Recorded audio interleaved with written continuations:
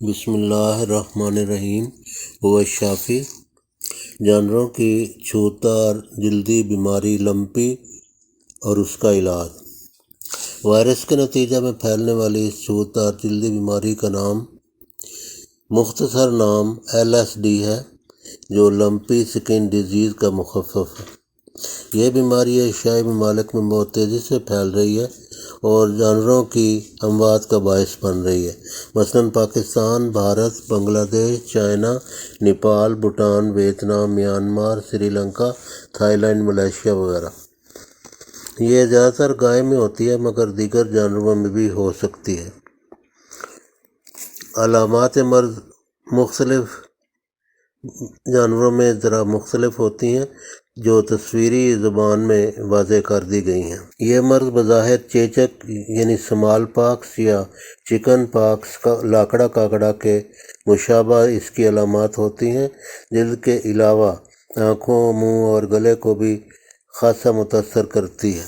علاج مرض ایلوپیتھی میں اس سے تحفظ کے لیے ویکسینز موجود ہیں، مگر ہومیوپیتھی میں ہم جو نسخہ پیش کرنے جا رہے ہیں وہ کھلانے سے جانور اس چھوتدار بیماری سے بفضل خدا محفوظ رہتا ہے، اور جن کو بیماری کا اثر ہو چکا ہو چند روز میں بفضل خدا بالکل شفا یاب ہو جاتا ہے۔ اجزائے نسخہ یہ ہیں: ایکونائٹ نیپ 200 یعنی 200 طاقت میں، لیکوڈ 30 ml، مسعود یا کوئی اور اچھی کمپنی ہو، ولائتی کی ضرورت نہیں کیونکہ ولائتی بہت مہنگا ہوتا ہے۔ پاکستان کی کسی لوکل اچھی کمپنی کی ادویات الگ الگ لیں۔ اینٹیمونیم ٹارٹ 200، اس کی طاقت بھی 200 ہے، 30 ml میں لیں۔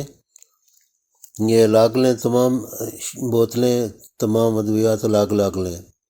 مرک سال 230 ml، مسعود یا کسی اور اچھی کمپنی کا لیں۔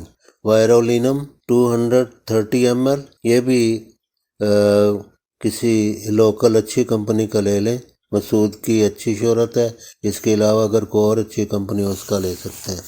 ترکیب استعمال: ہر ایک شیشی میں سے 10 قطرے آدھے کپ پانی میں ملا کر جانور کو روزانہ 1 مرتبہ پلا دیں۔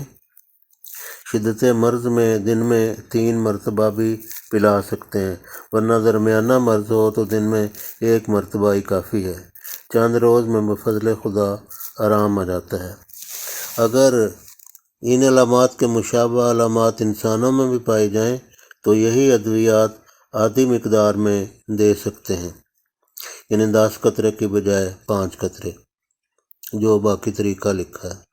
ناظرین، ہمارے چینلز فری خدمت کے لیے وقف ہیں، ان کی آمد بھی وقف ہے، بس انہیں صدقہ جاریہ کے طور پر زیادہ سے زیادہ پروموٹ کریں، شیئر کریں، سبسکرائب کریں، گروپوں میں سینڈ کر کے اس کار خیر میں حصہ ڈالیں اور ان کو زیادہ سے زیادہ پھیلائیں تاکہ یہ فیض کا سلسلہ جاری رہے۔